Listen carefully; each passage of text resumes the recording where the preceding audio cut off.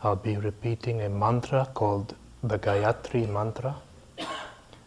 There's no need to have an understanding of the words of the mantra. Just be silent and listening to the energy of the mantra.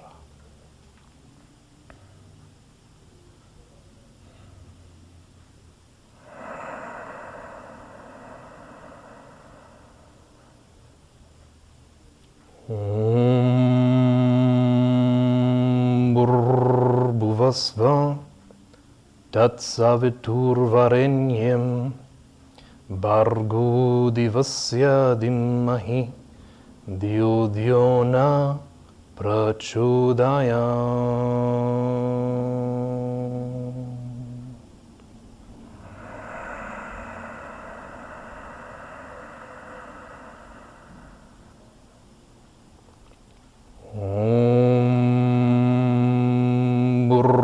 Bhuvasva Tat Saviturvarenyam Bhargo Divasya Dimmahi Dhyo Dhyo Na Prachodayam.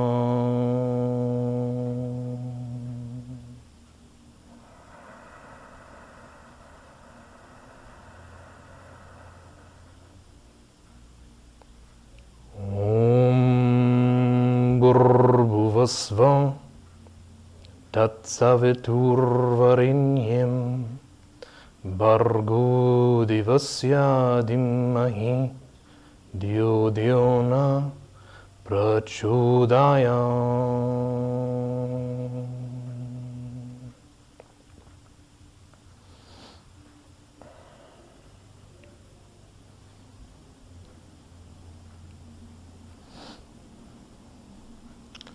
Welcome, everybody. Probably most of you are familiar with the word karma. This is a very well-known word in the Western culture. What does the word karma mean? When I say karma, I don't want you to think of, and I've lived several past lives, or many of the ideas that is associated with the word karma, because this is such a misunderstood word in the West. So what is the original meaning of the word karma? The word karma, it literally means action.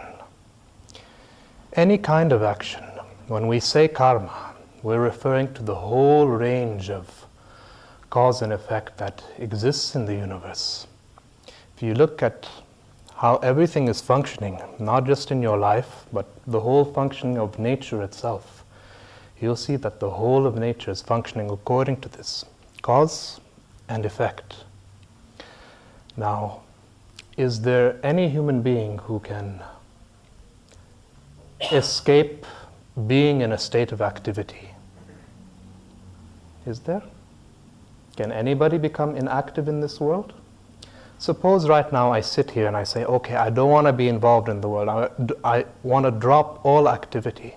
Still, every cell of this body is bursting with creative energy. So even if I tried to sit here and say, okay, I'm going to do nothing, still, this whole body is bursting forth with activity. So, can we all agree on this? That nobody in this world can escape action. Even if we tried, still, we have to be involved in the world. Now, here's another thing about action. The most that we can do with our action in the world is we can try to act to the best of our capabilities, as consciously as possible. But beyond that, nothing else is in our hands. Right? How many forces are influencing human life? Take, for example, every cell of this body, every atom of this body is being held together by so many forces which are beyond your control. The electrons, the protons, the neutrons. What else is having an influence on your life? What is the state of the planets right now? This is also having an enormous influence of your life. Just imagine if the sun disappears tomorrow, where will you be?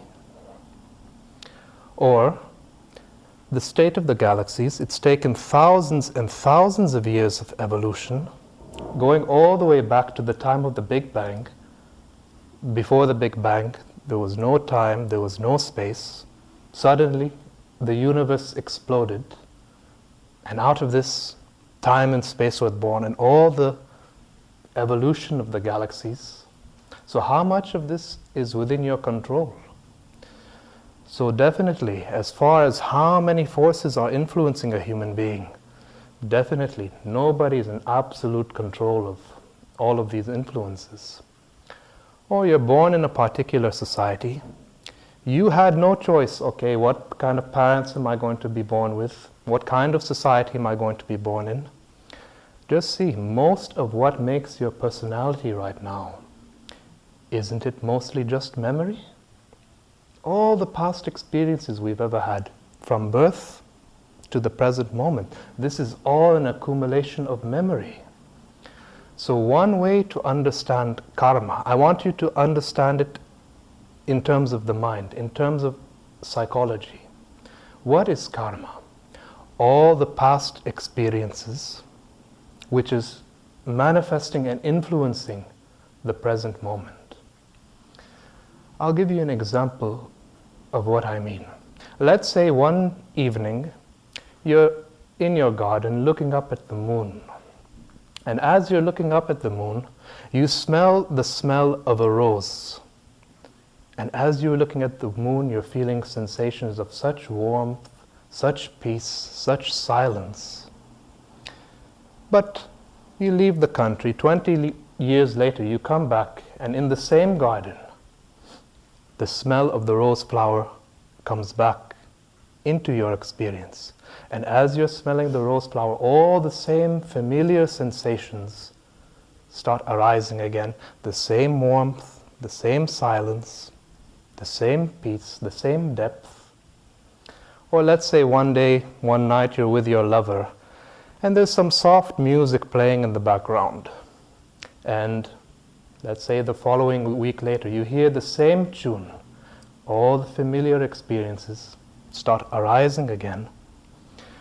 This is precisely what psychological karma is. The influences of past memories which are manifesting in the present moment.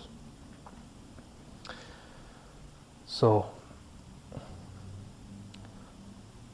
and in science, I don't know if anybody has heard of this, the first law of thermodynamics, it says that all energy in the universe, it can neither be created, it can neither be destroyed, it can just be transformed, it can be manifesting in many different ways.